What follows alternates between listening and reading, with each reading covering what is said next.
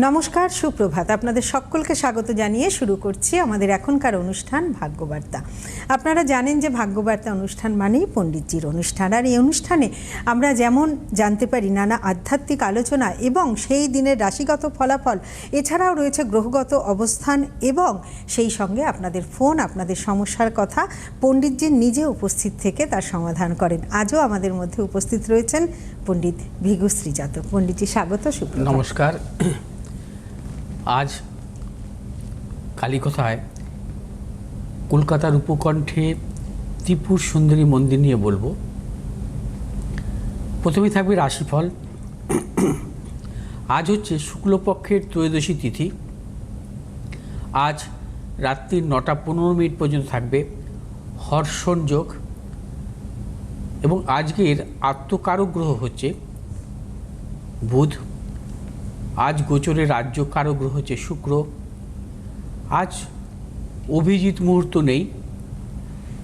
আজ রাহুকাল দিবা 11:34 থেকে 12:45 পর্যন্ত। আজকের গ্রহগত সন্নিবেশ অনুযায়ী রবি আজকে অবস্থান করবে মেষ রাশির ভরণী নক্ষত্রে। চন্দ্র আজকে অবস্থান করবে কন্যা রাশির হস্তা নক্ষত্রে। মঙ্গল আজকে অবস্থান করবে মীন রাশির রেবতী নক্ষত্রে। বুধ আজকে অবস্থান করবে মীন রাশির রেবতী নক্ষত্রে। বৃহস্পতি আজকে অবস্থান করবে মিথুন রাশির পূর্ণবসু নক্ষত্রে। শুক্র আজকে অবস্থান করবে বৃষ রাশির রোহিণী নক্ষত্রে। শনি আজকে অবস্থান করবে মীন রাশির উত্তর ভাদ্রপদ নক্ষত্রে। রাহু আজকে অবস্থান করবে কুম্ভ রাশির শতবিশা নক্ষত্রে। কেতু আজকে অবস্থান করবে সিংহ রাশির মঘা নক্ষত্রে। আজ রাত্রি 9:15 পর্যন্ত যে হর্ষণ যোগ থাকবে অত্যন্ত শুভ যোগ। যদি কখনো কোনো জাতক জাতিকার জন্মছকে কোনো গ্রহর বিপরীত রাজযোগ থাকে অথবা ষষ্ঠপতি, অষ্টমপতি এবং দ্বাদশপতির মধ্যে গ্রহ বিনিময় হয় এবং তাদের যদি কখনো দশা অন্তর্দশা চলে তাহলে অত্যন্ত সাফল্য মেলে। এই যোগের জাতক জাতিকারা উচ্চশিক্ষা পায় এবং কর্মজীবন সম্মানজনক আসে এবং প্রভূত অর্থনৈতিক সাফল্য আসে এদের জীবনে। আজ হচ্ছে শুক্র চন্দ্রের নক্ষত্রে অবস্থান করছে, অর্থাৎ রোহিণী নক্ষত্রে অবস্থান করছে। শুক্র চন্দ্রের নক্ষত্রে থাকা এবং চন্দ্র শুক্রের নক্ষত্রে থাকা অত্যন্ত শুভ এবং শুক্রের মহাদশা বা চন্দ্রের মহাদশা অত্যন্ত শুভ ফল দেয় জাতক জাতিকার জীবনে। যদি কখনো দেখা যায় কোনো জাতক জাতিকার জন্মছকে শুক্র এবং চন্দ্রের সহাবস্থান বৃষ রাশিতে বা কর্কট রাশিতে চন্দ্র শুক্রের সহাবস্থান, তুলা রাশিতে শুক্র চন্দ্রের সহাবস্থান এবং এই সহাবস্থান যদি কোনো পাপগ্রহ মধ্যগত না থাকে, পাপগ্রহ যুক্ত না থাকে, পাপগ্রহ দৃষ্ট না থাকে, তাকে আমরা বলি বৈভব লক্ষ্মী যোগ। এবং এই বৈভব লক্ষ্মী যোগ থাকলে সেই জাতক জাতিকা শিল্পকলা জগতে সাফল্য পায় এবং তারা কিছুটা রোমান্টিক প্রকৃতির হয়ে থাকে। অত্যন্ত অর্থনৈতিক সাফল্য আসে এদের। এরা রাজতুল্য সম্মান প্রাপ্তি ঘটে এদের জীবনে। সম্পদশালী, বিদ্বান, বুদ্ধিমান, বহু বিষয়ের উপর এদের পাণ্ডিত্য থাকে।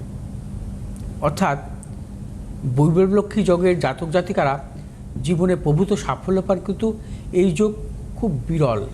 কারণ শুক্রচন্দ্রের সহাবস্থান অনেকেরই থাকে, কিন্তু দেখা যায় পাপগ্রহযুক্ত বা পাপগ্রহ একাধিক দৃষ্ট। অতএব সেক্ষেত্রে কিন্তু বৈভবলক্ষ্মী যোগ আসে না। শুক্রচন্দ্রের সহাবস্থানটাকে সম্পূর্ণ নিষ্পাপ অবস্থা থাকতে হবে, অর্থাৎ বৃষ রাশিতে, কর্কট রাশিতে, তুলা রাশিতে। এবার আসবো আজকের মূলত রাশিফলে। আজ মেষ রাশি জাতক জাতিকাদের ক্ষেত্রে নানাবিধ প্রতিকূলতা, সতর্কতা অবলম্বন করবেন। শারীরিক মানসিক প্রতিকূলতা অর্থনৈতিক উন্নতির ক্ষেত্রে ব্যাহত হতে পারে। প্রিয়জনের সাথে মতানৈক্য, গুপ্ত শত্রু বৃদ্ধি হতে পারে। আজ আপনাদের শুভ দিক পশ্চিম দিক এবং উত্তর দিক। শুভ রং হচ্ছে আপনাদের লাল এবং সবুজ। 3 সংখ্যার জাতক জাতিকাদের ক্ষেত্রে বিশেষভাবে শুভ। 7 সংখ্যার জাতক জাতিকাদের ক্ষেত্রে অশুভ। বিশ্বরাশির জাতক জাতিকাদের ক্ষেত্রে আজকের দিনটি বিশেষভাবে শুভ। আজ আপনারা সর্বক্ষেত্রে সাফল্য পাবেন। অর্থনৈতিক সাফল্য, কর্মক্ষেত্রে সাফল্য, ব্যবসায়ীর ক্ষেত্রে বিশেষভাবে শুভ। সম্মান প্রাপ্তিযোগ। বিশ্বরাশির জাতক জাতিকারা আজ যে কোনো শুভ কাজের ক্ষেত্রে দক্ষিণ পশ্চিম দিকে অগ্রসর হবেন। সাফল্য। শুভ রং আপনাদের সাদা এবং সবুজ। আজ 5 সংখ্যার জাতক জাতিকাদের ক্ষেত্রে অত্যন্ত শুভ। 8 সংখ্যার জাতক জাতিকাদের ক্ষেত্রে অশুভ। মিথুন রাশির জাতক জাতিকাদের ক্ষেত্রে আজকের দিনটি শুভ। অর্থনৈতিক সাফল্য, কর্মক্ষেত্রে সাফল্য, ব্যবসায়ীদের ক্ষেত্রে বিশেষভাবে শুভ। এবং মিথুন রাশির জাতক জাতিকারা যারা পেশাগত ব্যবসার সঙ্গে যুক্ত আছেন আপনাদেরও অত্যন্ত সাফল্য মিলবে। মিথুন রাশির জাতক জাতিকাদের আজকে শুভ দিক পূর্ব এবং উত্তর দিক। শুভ রং সবুজ এবং লাল। আজ 8 সংখ্যার জাতক জাতিকাদের ক্ষেত্রে শুভ। 9 সংখ্যার জাতক জাতিকাদের ক্ষেত্রে অশুভ। কর্কট রাশির জাতক জাতিকাদের ক্ষেত্রে আজকের দিনটি নানাবিধ প্রতিকূলতা, সর্বক্ষেত্রে সাবধানতা অবলম্বন করবেন। অর্থনৈতিক উন্নতির ক্ষেত্রে ব্যাহত, প্রিয়জনের সাথে মতানৈক্য, গুপ্ত শত্রু বৃদ্ধি হতে পারে। শারীরিক মানসিক প্রবল প্রতিকূলতা যোগ আছে এবং অর্থনাশেরও প্রবল যোগ। আর শুভ দিক হচ্ছে দক্ষিণ পশ্চিম দিক। শুভ রং সাদা এবং সবুজ। 1 সংখ্যার জাতক জাতকের ক্ষেত্রে শুভ এবং 7 সংখ্যার জাতক জাতকের ক্ষেত্রে অশুভ। সিংহ রাশির জাতক জাতিকাদের ক্ষেত্রে আজকের দিনটি শুভ। আজ আপনারা অর্থনৈতিক সাফল্য পাবেন। কর্মক্ষেত্রে সাফল্য, ব্যবসায়ীদের ক্ষেত্রে বিশেষভাবে শুভ। এবং সিংহ রাশির জাতক জাতিকাদের দূরভ্রমণের ক্ষেত্রে সাফল্য। সিংহ রাশির জাতক জাতিকারা আজ যে কোনো শুভ কাজের ক্ষেত্রে পূর্ব উত্তর দিকে অগ্রসর হবেন। সাফল্য। শুভ রং লাল এবং সবুজ। আজ 6 সংখ্যার জাতক জাতিকাদের ক্ষেত্রে বিশেষভাবে শুভ। 4 সংখ্যার জাতক জাতিকাদের ক্ষেত্রে কিছু অশুভ। কন্যা রাশির জাতক জাতিকাদের ক্ষেত্রে আজ শারীরিক মানসিক প্রতিকূলতা, অর্থনৈতিক উন্নতির ক্ষেত্রে কিছু ব্যাহত হতে পারে, কিছু গুপ্ত শত্রু বৃদ্ধি হতে পারে। কোনো মতানৈক্যে জড়াবেন না। কন্যা রাশির জাতক জাতিকাদের আজকে শুভ দিক পূর্ব দিক এবং দক্ষিণ দিক। শুভ রং আপনাদের সবুজ এবং নীল। আজ 5 সংখ্যার জাতক জাতিকাদের ক্ষেত্রে শুভ। 8 সংখ্যার জাতক জাতিকাদের ক্ষেত্রে অশুভ। তুলা রাশির জাতক জাতিকাদের ক্ষেত্রেও আজকের দিনটি নানাবিধ প্রতিকূলতা, সর্বক্ষেত্রে ভেবেচিন্তে অগ্রসর হবেন। অর্থনাশ, গুপ্ত শত্রু বৃদ্ধি, পারিবারিক দিক থেকেও নানাবিধ প্রতিকূলতা এবং প্রিয়জনের সাথে মতানৈক্য, গুপ্ত শত্রু বৃদ্ধি হতে পারে। ব্যবসার ক্ষেত্রে সতর্কতা অবলম্বন করবে। যারা চাকরি করছেন কর্মক্ষেত্রে নানা রকম জটিলতা আসতে পারে। আজ তুলা রাশির জাতক জাতিকারা যে কোনো শুভ কাজের ক্ষেত্রে উত্তর পশ্চিম দিকে অগ্রসর হবে। সাফল্য। শুভ রং আপনাদের সাদা এবং সবুজ। আজ 3 সংখ্যার জাতক জাতকের ক্ষেত্রে বিশেষভাবে শুভ। 4 সংখ্যার জাতক জাতকের ক্ষেত্রে অশুভ। বৃশ্চিক রাশির জাতক জাতকের ক্ষেত্রে আজকের দিনটি বিশেষভাবে শুভ। আজ অর্থনৈতিক সাফল্য, কর্মক্ষেত্রে সাফল্য, ব্যবসায়ীদের ক্ষেত্রে বিশেষভাবে শুভ এবং সন্তানের সাফল্যের প্রবল যোগ। বৃশ্চিক রাশির জাতক জাতিকারা আজ সর্বক্ষেত্রে সাফল্য পাবেন। শুভ দিক দক্ষিণ পূর্ব দিক। শুভ রং আপনাদের লাল এবং সবুজ। আজ 5 সংখ্যার জাতক জাতকের ক্ষেত্রে বিশেষভাবে শুভ এবং 7 সংখ্যার জাতক জাতকের ক্ষেত্রে অশুভ। ধনুরাশির জাতক জাতকের ক্ষেত্রেও আজকের দিনটি সর্বক্ষেত্রে সাফল্য মিলবে। কর্মক্ষেত্রে সুনাম বৃদ্ধি, পদোন্নতি, ব্যবসায়ীদের ক্ষেত্রে শুভ, সন্তানের সাফল্য। এবং ধনুরাশির জাতক জাতিকারা আজ সম্মান প্রাপ্তি যোগ। আজ যে কোনো শুভ কাজের ক্ষেত্রে অগ্রসরণ, চূড়ান্ত সাফল্য আছে। শুভ দিক আপনাদের উত্তর পশ্চিম দিক। শুভ রং আপনাদের হলুদ এবং সবুজ। আজ 7 সংখ্যার জাতক জাতকের ক্ষেত্রে শুভ। 4 সংখ্যার জাতক জাতকের ক্ষেত্রে অশুভ। মকর রাশির জাতক জাতিকাদের ক্ষেত্রে আজকের দিনটি বিশেষভাবে শুভ। আজ আপনারা সর্বক্ষেত্রে সাফল্য পাবেন। আজ কর্মক্ষেত্রে সাফল্য, সম্মান প্রাপ্তি, ব্যবসায়ীদের ক্ষেত্রে বিশেষভাবে শুভ, সন্তানের সাফল্য, রাজতুল্য সম্মান প্রাপ্তি যোগ্য আজকের দিনটি আছে আপনাদের। এবং মকর রাশি জাতক জাতিকাদের পারিবারিক দিক থেকে শুভ, প্রিয়জনের সাফল্যের প্রবল যোগ। শুভ দিক আপনাদের দক্ষিণ পশ্চিম দিক। শুভ রং আপনাদের নীল এবং সবুজ। আজ 2 সংখ্যার জাতক জাতকের ক্ষেত্রে বিশেষভাবে শুভ, 1 সংখ্যার জাতক জাতকের ক্ষেত্রে অশুভ। কুম্ভ রাশির জাতক জাতিকাদের আজকে নানাবিধ প্রতিকূলতা, সর্বক্ষেত্রে সতর্কতা অবলম্বন করবেন। শারীরিক মানসিক প্রতিকূলতা, অর্থনৈতিক উন্নতির ক্ষেত্রে ব্যাহত হতে পারে, প্রবল গুপ্ত শত্রু বৃদ্ধি হতে পারে। আজ সতর্কতা অবলম্বন করে চলবেন, কোনো মতানৈক্যে জড়াবেন না। এবং কুম্ভ রাশির জাতক জাতিকারা আজ যে কোনো শুভ কাজের ক্ষেত্রে পূর্ব দক্ষিণ দিকে অগ্রসর হবেন। শুভ রং হচ্ছে আপনাদের নীল এবং সবুজ।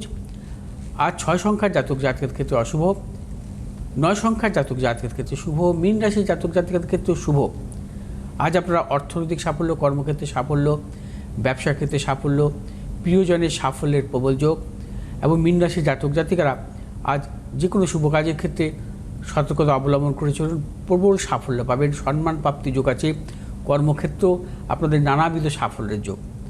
শুভ দিক হচ্ছে দক্ষিণ পশ্চিম দিক। শুভ রং হচ্ছে আপনাদের হলুদ এবং সবুজ।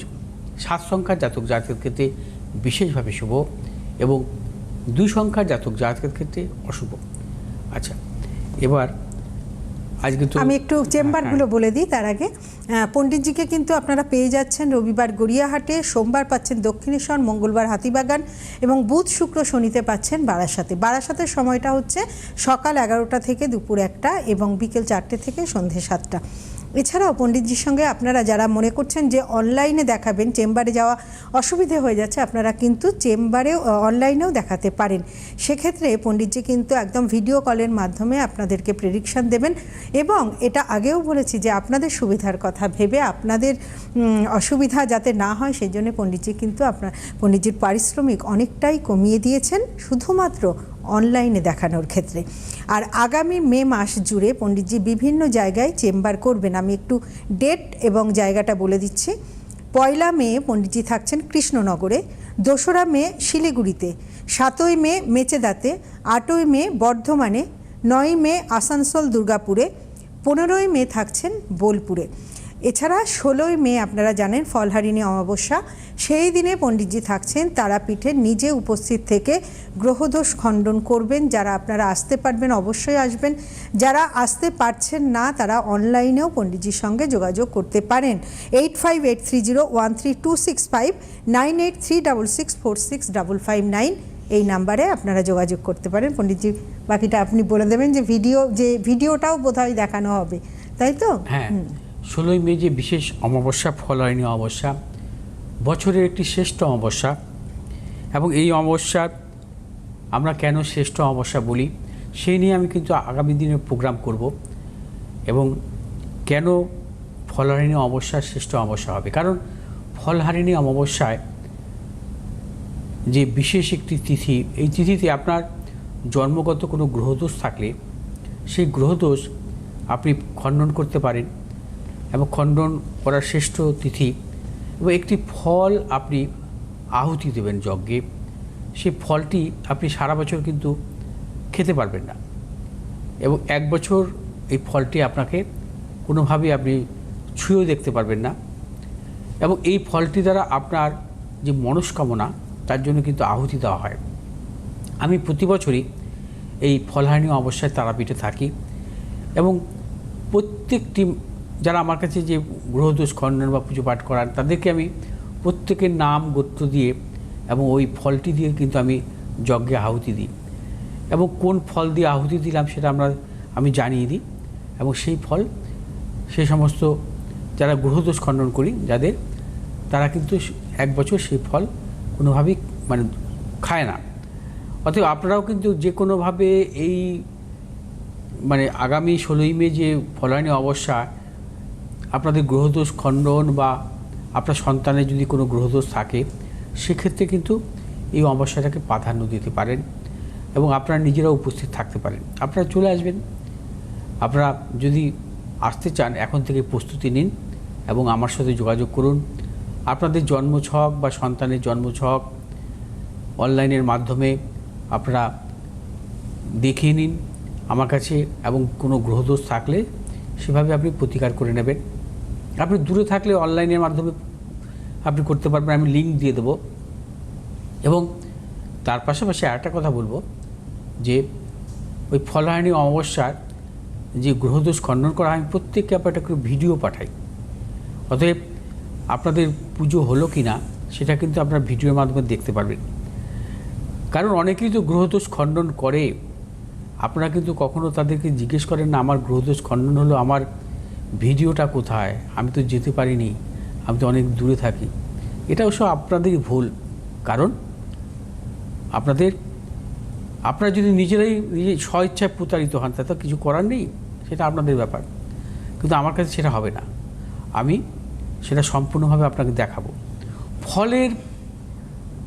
ফল পেলেন কি ফল পেলেন না সেটা পরের ব্যাপার, কিন্তু আমি সততার সাথে যে পুজোটা আপনার করলাম সেটা কিন্তু দেখাবো। সে আপনি ফল 1 মাস বাদেও পেতে পারেন, 1 বছর বাদেও পেতে পারেন, কিন্তু সততার সাথে পুজো করব এবং সততার সাথে গ্রহদোষ খণ্ডন করব, সেইটা সম্পূর্ণ ভিডিওটা আপনি পাবেন। আমি জানি না সেই ধরনের গ্যারান্টিভাবে আপনাকে কেউ সেভাবে দেয় কি না, সেটা আপনাদের চিন্তাভাবনার ব্যাপার। আর আরেকটি কথা বলবো, যারা হোল লাইফ কুষ্টি করতে চাইছেন তারা কিন্তু আমার সাথে যোগাযোগ করতে পারেন। এবং আমি কিন্তু ভিজিট টার্ন এটা কমিয়ে দিয়েছি, যেটা আমার হাতে আমি লিখে যে কুষ্টিটা দিই, এবং সেটা আমাকে 20 দিন থেকে 1 মাস সময় দেবেন। আমি হাতে লেখা কুষ্টিটা হচ্ছে আপনাদের এর আগেও দেখিয়েছি, আজও বলছি যে হাতে লেখা কুষ্টিটা আপনারা কিন্তু করিয়ে নিতে পারেন আপনার সন্তানের।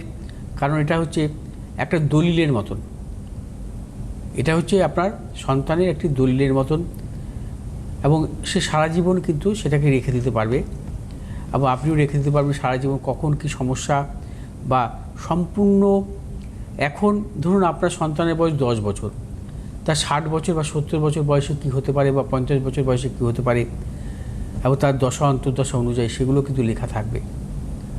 এবং তার কর্মজীবন কবে শুরু হতে পারে, বিবাহ কবে হতে পারে, দাম্পত্য জীবন কেমন হবে, সম্পূর্ণ বিস্তারিত প্রেডিকশান থাকে। যাই হোক, আরেকটি কথা বলবো যে বিশেষ করে যে শুক্র আজকে রোহিণী নক্ষত্রে প্রবেশ করলো, শুক্র কিন্তু 8ই মে পর্যন্ত থাকবে রোহিণী নক্ষত্রে, এবং রোহিণী নক্ষত্রে থাকাকালীন বিশেষ করে কর্কট রাশি, কন্যা রাশি এবং মেষ রাশি এবং মকর রাশি, 4টি রাশির জাতক জাতিকাদের ক্ষেত্রে কিন্তু অত্যন্ত শুভ। অর্থনৈতিক সাফল্য পাবেন, কর্মক্ষেত্রে সাফল্য পাবেন, ব্যবসা ক্ষেত্রে সাফল্য পাবেন। 8ই মে 2026 পর্যন্ত শুক্র চন্দ্রের নক্ষত্রে থাকাকালীন। আসবো আজকের কালী কথায়, থাকবে ত্রিপুর সুন্দরী মন্দির নিয়ে বলবো।